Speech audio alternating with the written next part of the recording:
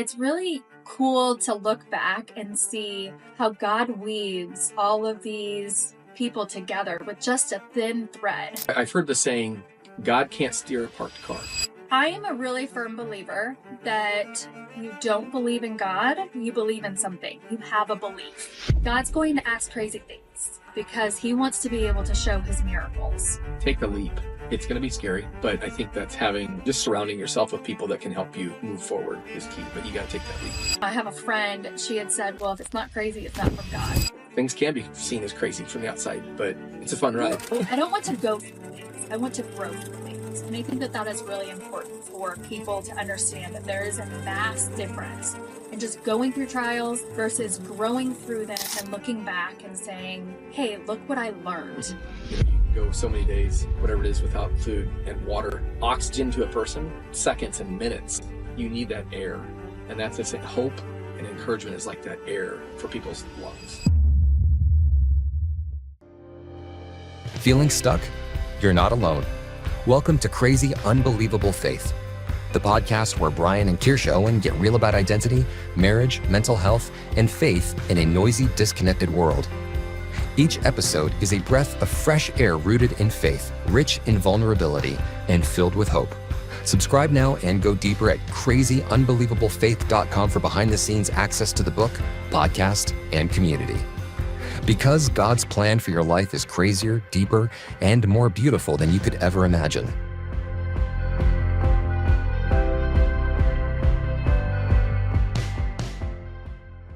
Hey everyone, welcome to this first episode of Crazy Unbelievable Faith.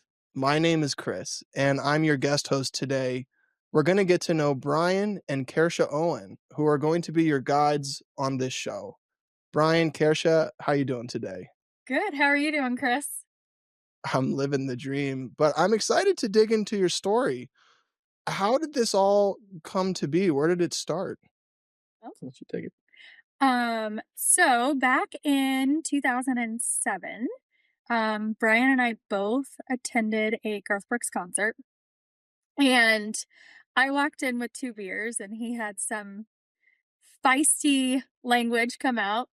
That then turned into, we made a bet on which song was coming on next, and loser had to buy a round of drinks. And I lost the bet because this guy was resourceful and knew the lineup. And so we ended up, he gave me a business card and said, if you're a person of your word, you'll be sure to get me that drink. And so later on that night, I ended up ditching him in the crowd because I'm in a foreign city. I don't live there. I'm currently at the time, I was attending college at Iowa State University, and he was born and raised here. And so he knew the city and I didn't. And so I'm like, this guy, like, he's a little annoying, honestly. So I got to ditch him because he kept like, you owe me a drink. Hey, you owe me a drink. Hey, you owe me a drink. Hey, where are you going? You owe me a drink. There's definitely 2 sides to this story, so I'll let her finish because this will be hilarious. So we wind up at Power and Light, and it's like 2:00 in the morning. I sent him a text. I said, thanks for ditching me, LOL. I still owe you that drink. So the next morning, he called me right away and was like, hey, are we getting a drink tonight? And I was like, I'm halfway back to Omaha. So I had driven to Omaha and picked up my friends, and then I drove home to Iowa State, up to Ames. So we talked all that week, and the next weekend we met in Bethany, Missouri, at a place called the Toot Toot. And, that was technically our first date, but I'll let Brian pick up from there, what kind of the backstory to what he had done prior to our date. Well, there's always 2 sides to a story. So, no, she did. She came in, she had a group of girls with her, and, we're just there to have fun. And, we both were hungry for more in life, I think. We both had challenges, get into that down the road, but, we were both at a kind of a restart point. And I think it was, we were looking for something. We just didn't know what it was. I didn't pour from Adam. She was fun. She was spunky. And that's definitely carried into our relationship, into our marriage. into our kids that we have. The spunkiness and the fire is there. As people would refer to her, they refer to Kersha as a pistol. And that is true. Sometimes I don't know if it's a small caliber or a big caliber, but it's there. I was going more hand grenade, but that's okay. Could be. But really, I mean, it was just, through that season, we needed each other more than we knew. And I think I had just lost my sister, the start of that year. And, I love the outdoors. My dad and I had gone out elk hunting that fall, just to get away. It was a rough year. And, lo and behold, pop into a concert, and here she is next to me. And, just, her tenacity, her drive, like the excitement for life. Like we were both, we knew what we wanted. And we had those conversations pretty quickly up front of, here's what I'm looking for. Here's what you're looking for. Cause it was like, I'm not wasting time, and neither was she. Essentially, we interviewed each other. Yeah. Our first date. Yeah. It was an interview. Yeah. And it was just kind of, here's the type of person I'm looking for. I want to have a family. I want, these different things. And, it worked. And here we are to this day. Is this almost 16 years of marriage? 16 years later. And, I think really through that journey, this year, especially the start of 2025, God really started to work on the two of us. I think our spiritual walk, we naturally drifted, and we came back, and you drift again. And it's like, okay, we need more. And I felt that calling on me of like, hey, the head of the household, like, here, we're going to go, we need to do this. And Kersha and I were both kind of on that same page of, we need to grow. We need that spiritual piece, that connection for us specifically. Not saying other people have to have that, but that was for us. And through this year, we have felt really this calling of, how do you get your story out? I am a firm believer of, to whom much is given, much is required. And I think that motto, I've been very blessed in my upbringing. My parents will be married 60 years. Is that this fall? 59 or 60? Is 60 this year? 60 is this year. So I'm very blessed with the foundation I come from. I know Kersha will share her piece of that, opposite sides of the tracks. But I know there's been a lot it's sown in me, and I feel like God has challenged us. God has asked me of like, hey, give some of that back. Be a river of information, not just a reservoir of that information. And then, God put some other things on your heart for this year that you're taking. So really, I'm going to kind of back up just a little bit, because really this journey, this crazy, unbelievable faith journey started back in 19. We were pregnant with our twin boys at the time. We really felt called to start homeschooling. And so we did that. And we started that, but we did that on our own terms. So, we weren't 100% obedient. We were partially obedient. And then when the world shut down in 2020, it allowed me to see that I really could do homeschool full scale rather than just a part-time homeschool. And what I mean by part-time homeschool is we kept our kids home till after the start of school, and we did some curriculum at home, and then they would go to school at 10 o'clock. And so they would be there from 10 until 3. And so then when we went full-time homeschool, we just cut the school out completely. But that kind of started all back in 2020. God had asked me to write a book. And I remember I was just praying like, okay, God, give me a title. What is this title? And Crazy Unbelievable Faith came to me when I was sitting next to our pastor's wife. I was in a discussion with her. It was just after the world was starting to open back up. And it was our first time back at the church. Our church finally had opened the doors back up, and we were able to go in person. And so, I was like, okay, God, if that's the story you want me to write, I'll write that story. Well, there's this naiveness, right, of God asks you to do stuff in front of the veil. And then when you say yes, he leads you behind the veil. And the leading behind the veil is really kind of where our story with God really begins. And so, I do want to say, I want to back up just a minute and let everybody know that I have never purchased a drink. And I think I won the bet because I got a husband and a wonderful family out of all of that. So Yeah. just Yeah. want that noted. Yeah. Those high level conversations that happen in our home, wouldn't call them arguments, but just high level conversations. She'll always say, "You ready to go get that drink?" And I'm like, "Let's go." But no one ever leaves. We just still stay there. So it's fine. Oh goodness. Yeah. He's done it too. Time or two. Oh, yeah. So the start of this year, we both kind of independently had this call on us to start a podcast. And I was kind of mulling it over probably for a good month before I even mentioned anything to Brian. And in the mentioning to Brian, he was like, "Really, I have been feeling the same thing." And so we kind of started praying about it together and trying to put some wheels in motion with that. And Brian was able to reach out to a good friend and a mentor to him, which then connected us all together. You know, it's really cool to look back and see how God weaves all of these people together with just a thin thread. And just to be able to have the opportunity to have the people behind us helping us um, is really, you know, I think something that we want people in the podcast to really know and understand that sometimes it's scary to say yes because you don't know all the ins and outs.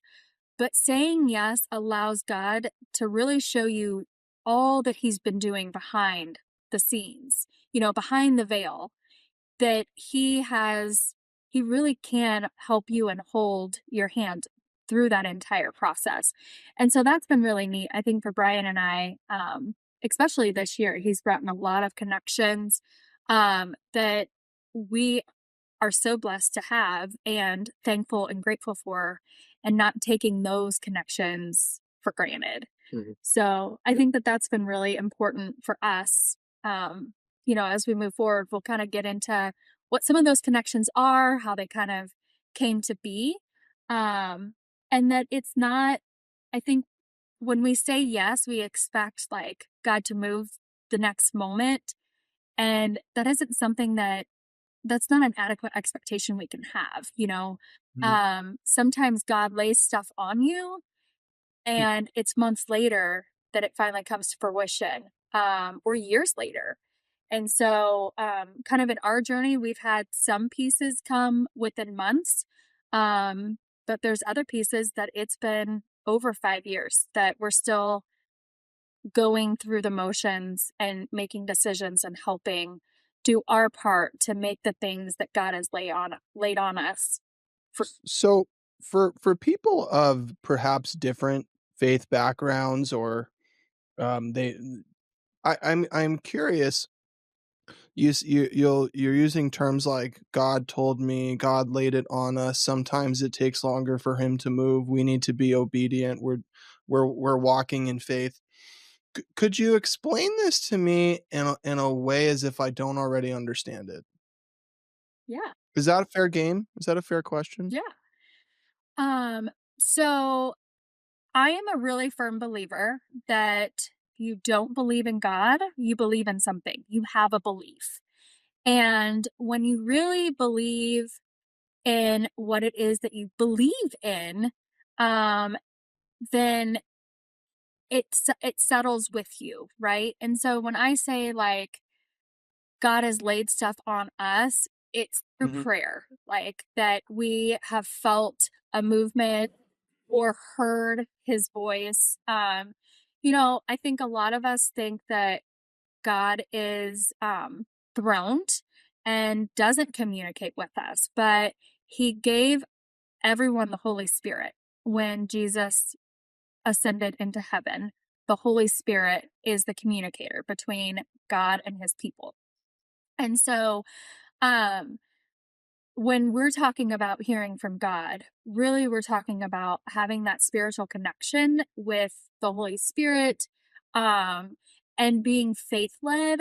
And I think something that's super important for people to understand is God's going to ask crazy things of you, because he wants to be able to show his miracles.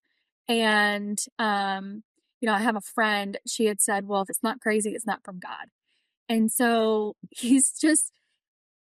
I feel like if you believe in Buddhism or Hinduism or Can we define crazy? crazy is something that would be out of Like, character for you to frame this, normally like, do. Like he will push you to do things that obviously not illegal, but because he's a god of character, right? But he will push you to do things that you probably normally wouldn't think to do or do. um Right, where your reaction would be, "I don't have time, I'm not equipped to do that," like, yeah. "I'm not moving there, I'm not do" like, where there would be maybe like, some of this resistance, and to people that know you, it's like, "Why would you do that? That's crazy." a good example would be, gosh, you guys have a boat. We had a boat for many years. And, why would you sell that? Like, you have so much fun with it.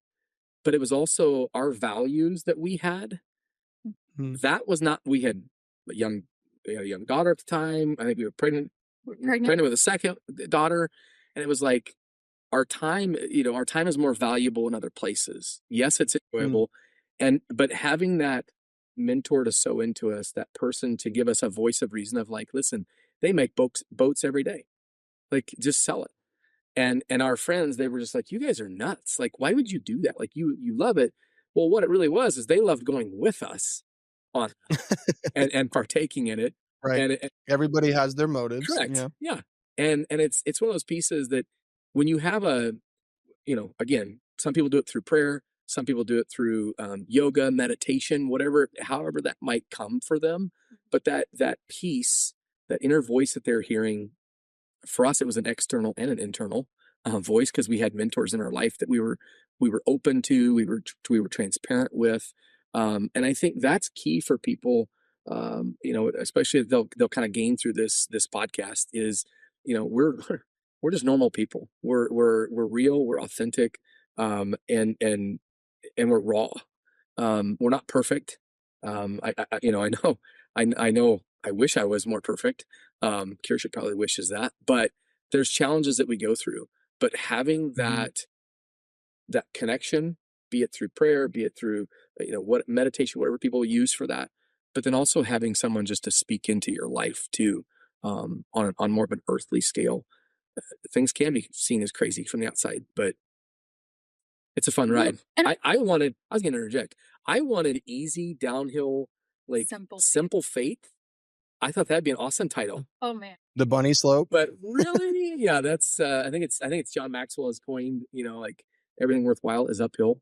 Like, it's totally true. Mhm, It is. It's I will say this. There have been times in our story where Brian has wanted to wave the white flag and like just surrender completely. Like, I don't want to do this. But there have been times during it too where I'm like, God, really? Why this story? Like, why this? mhm, But if it's not crazy, it doesn't match the book title, and then it's not a book worth reading, right? So, or a podcast worth listening to. Mhm.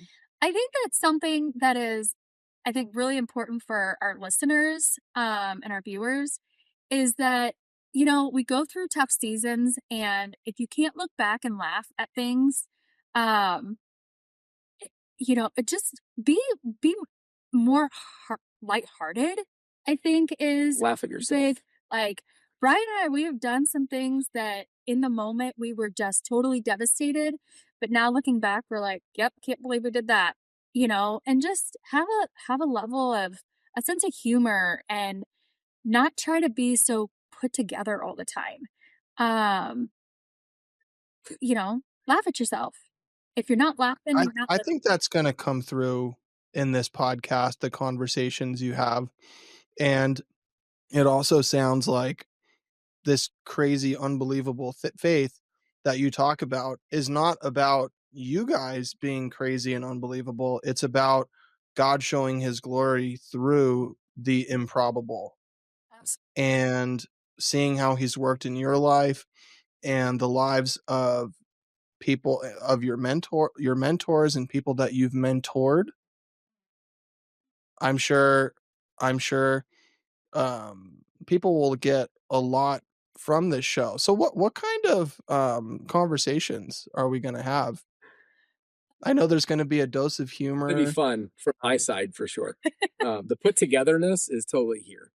The fun is here. Sanguine, totally right here. Life of the party. Let's go. Well, there's two sides to every story, right? That's right. So, um, you'll probably see us just back and forth a little bit, just because I think our marriage is 98% sarcasm and 2% business. Now, with our children, it's definitely not that. It's 98% business and 2% sarcasm with our children, right? Because we're trying to raise them and teach them, right? But in terms of topics, I think we really plan to cover everything. And really from the foundation of when you hand over your life to God, to Jesus, to whatever belief you have, honestly. Mhm. When you hand it over, um, and you allow God really the opportunity open-handedly to run those areas of your life, and you are able to experience those miracles and those blessings that come in those areas, in those arenas of life. Mm. That has been really big for us. And we didn't just open-handedly say, okay, God, have our life. It Mhm. was over time, okay, now we feel like we need to hand over this and hand over this. I, Everything from like business to finances to parenting to, I think just being vulnerable. yeah, I think being um, genuine in our character and in who we are as people. Again, like I've said before, we're not perfect, but I think to your point of, I've heard the saying, God can't steer a parked car. Mm. So if you're constantly in neutral or you're constantly in park and you're just revving your engine and all these ideas, it's like I'm getting ready to get, Or a docked boat. or a docked boat. There you go. Yeah. The saying, what's the best boat is your buddy's boat. That's the thing too. But I think that whole, getting ready to get ready, God can't do something with that. Like you have to put it in drive. You have to take those steps forward on faith, crazy on little faith. hmm That's a challenge for me. I am not gonna lie. Like I want to see things. Like I think that's natural human tendency. We want to see it before we move forward. There's some biblical teachings around that I know, for sure. But um, walking out on faith to that it's the evidence of things unseen. And I think through that aspect, he can't do anything until you start walking forward. And then those other avenues start to, things we didn't even realize that were there. It's like, ooh, we might need to work on that. Or, oh gosh, like I thought that was gonna be a big deal. And you were making a mountain out of a molehill kind of a thing. Yeah. right. So Well, and I think too, one thing that I really want to portray to our listeners is that how it can impact and strengthen your marriage in so many ways. When Brian was down, I was up, and when I was down, he was up. And how we were able to lean on each other and, make decisions God centered, and to know that if something is causing strife between us, it's not from God, because Mm. that's not how the God of the universe works. When you place a covenant before him, your marriage and your vows, he is in that triangle with you. And Mm. so, able to, we've been able to walk this stuff out. And as you guys listen, we're going to go through the moves we've had to make, living in boxes. God isn't going to cause strife in your marriage. And really knowing that if there is a pain point, being able to really look at that and dissect that of that's not from God. Mhm. That's from the devil. And that's his way of trying to wedge himself in that triangle, you know? And I'm going to use that triangle as God is the pinnacle, Brian has a corner, and I have a corner. And in every marriage, that's how it is. Everybody goes before God in their marriage when they say their wedding vows. And I think that that's really important to know and to understand as you're walking out faith in the flesh. There are going to be things where I have this analogy where, you take a brick of cheese and you grind it against the grater and it turns into grated cheese, which is a much different form pile. It's bigger. The mass of the amount of cheese there looks different, right? And really, as you're walking out faith, you're you're really grinding against your flesh, um, and you're allowing your spirit to lead instead of your earthly, fleshy emotions, thoughts, habits, and that's really what I think we really want to talk about, like the process of becoming more like Christ, in Being all of this. being refined, Yeah. being put through the fire, put through the test, Hmm. being chiseled, being cut, um, and a lot of people run Right. from that. The trials and tribulations that come from that, but also the triumphs Mhm. and the blessings and the glory that comes from that too. Yeah. So kind of walking through all of it from a really just place of vulnerability and raw and um encouraging our listeners to continue to go even when it doesn't make sense. Yeah. I was just say giving hope. Mhm. I think we're definitely in a time right now where hope and encouragement, people are hungry for that. They're literally starving for it. You can go so many days, whatever it is, without food. But and water, what is it, a day or 2 days? 3 days. 3 days, whatever it is. 3 days now. She knows all the numbers. But it's kind of, oxygen to a person, there's seconds and minutes, there's been tests of that, but like you need that air. And that's hope and encouragement is like that air for people's lungs. And that is, we've picked that up. It's like, again, it's been sown into us. How can we give it out to other people? Hmm. Well, besides getting me to think of Parmesan cheese with the grater analogy, no, but seriously, I was thinking, okay, so I've got this block of Parmesan in my fridge and it becomes useful and tasty and like increases in volume and mass when it's being grated. And like what Brian's saying with the refiner's fire, so how do you purify gold is you actually melt it down Mhm. and the dross kind of melts off and becomes pure. And we could use all kinds of analogies to define it. But one thing I'm really impressed by both of you is that you're kind of willing to to lead and to walk and to have this level of vulnerability. Like you've never done a podcast before, yet here we are. Yeah. Right. Yeah. Yet here we are. You know it's going to be a learning curve, but you're doing it anyway. And I want to encourage the listener right now, if there's something that you're going through, maybe you've received some sort of idea or message, you're not really sure where it came from, but it feels right, but it seems a little crazy. Mhm. Perhaps this is your opportunity to take a step. Do I'd like to do, if you have any comments on that. I just was do it anyway. Yeah. Just Yeah. take the leap. It's going to be scary, but I think that's having, just surrounding yourself with people that can help you move forward is key, but you got to take that leap. Yeah. Yeah.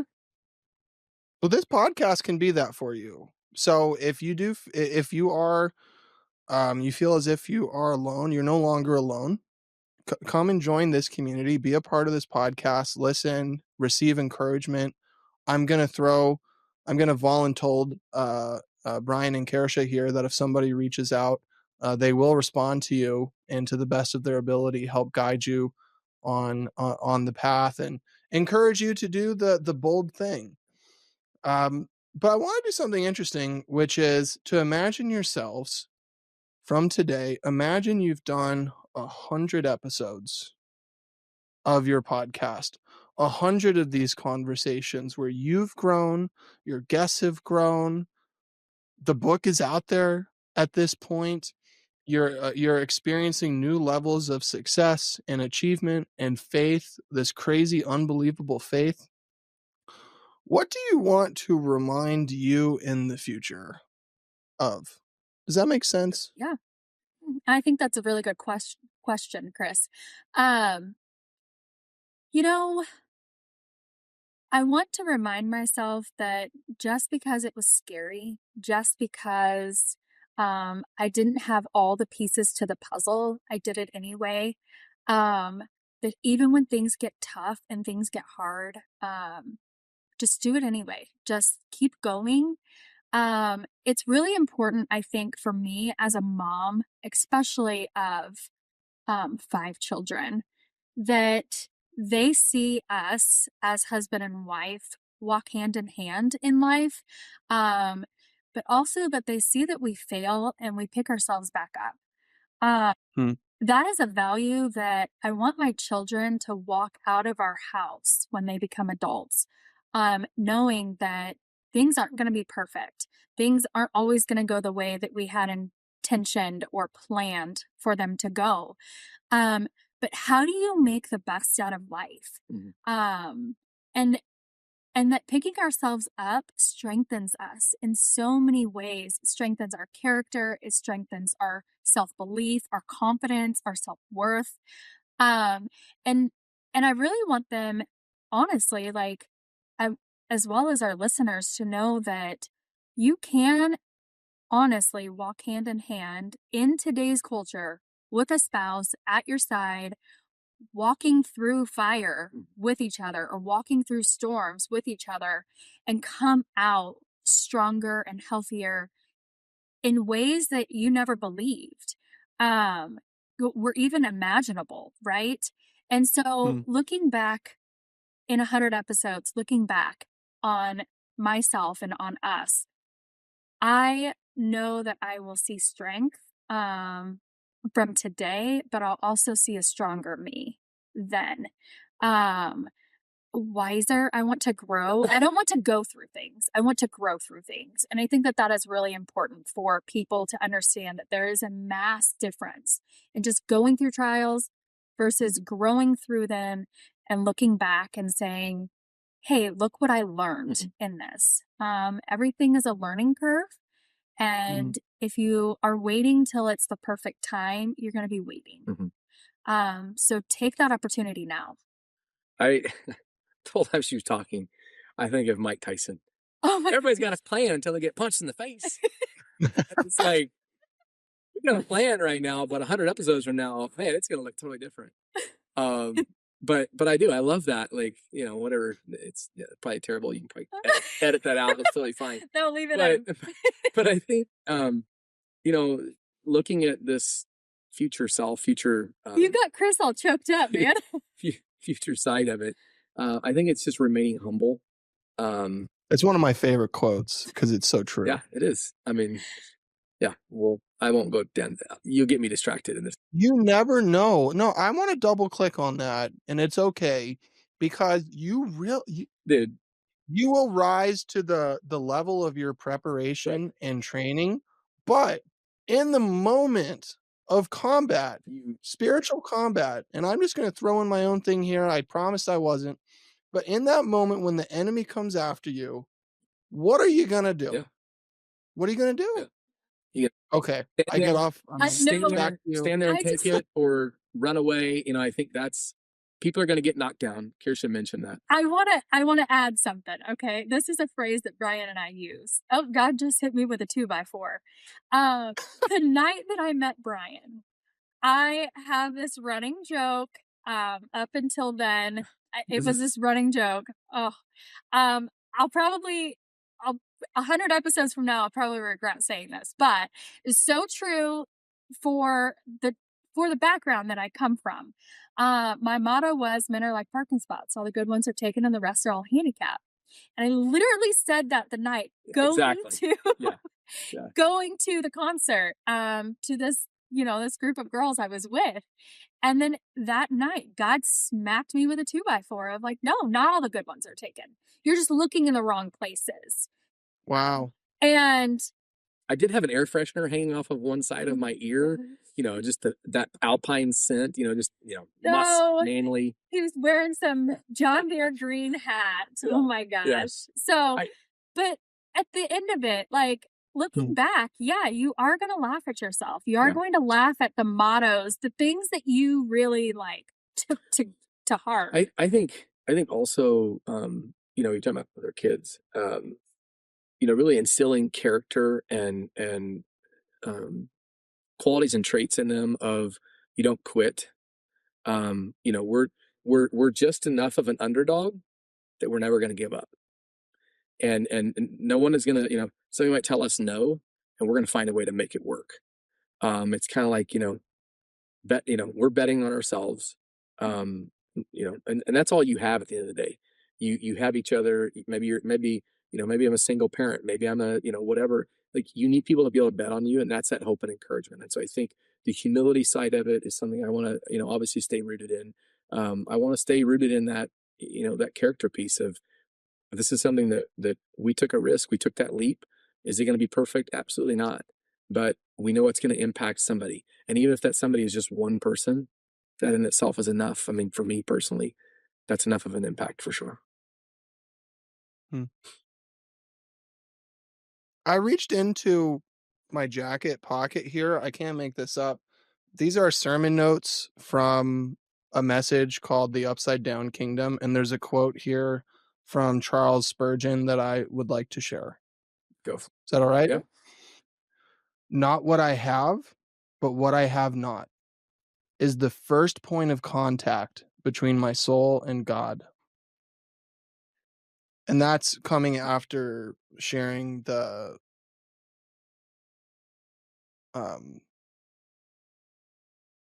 blessed are the poor in spirit, for theirs is the kingdom of heaven, is like understanding